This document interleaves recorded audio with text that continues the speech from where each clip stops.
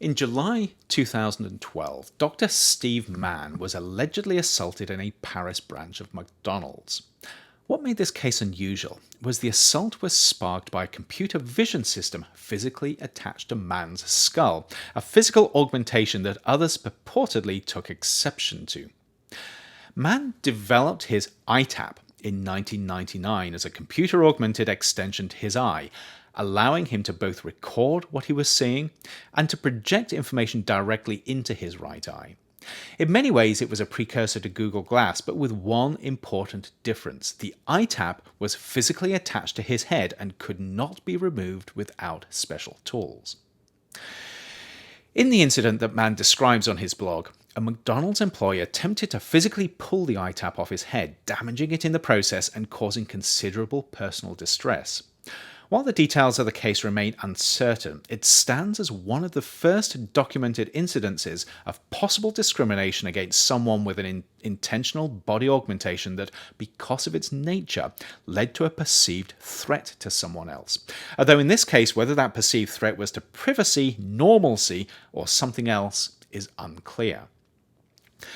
Mann's use of technological augmentation is part of a broader body hacking movement, a loose trend where people are experimenting with do-it-yourself body enhancements. Many of these hacks involve individuals embedding magnets in their bodies so that they can sense and respond to magnetic fields, or inserting radio frequency identification or RFID chips under their skin so that they can remotely interact with their environment. But in this extension to the maker movement, people are playing with increasingly sophisticated ways to incorporate novel technologies in their body, often through unsupervised do-it-yourself surgery. The ethics of untrained and unsupervised people cutting themselves and others open to insert objects of unknown provenance are interesting, to say the least, never mind the safety concerns.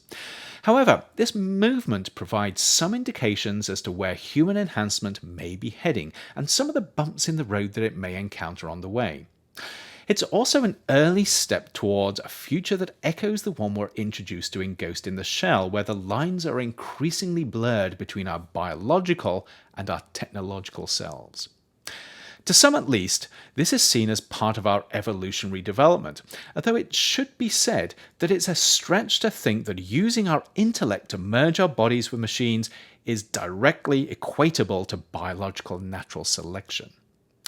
Body hackers are often enamored with the idea that we can use technology to overcome our biological limitations and transcend our evolutionary heritage to become something else entirely. To many of them, placing magnets and RFIDs under the skin are baby steps to something much greater, becoming transhuman.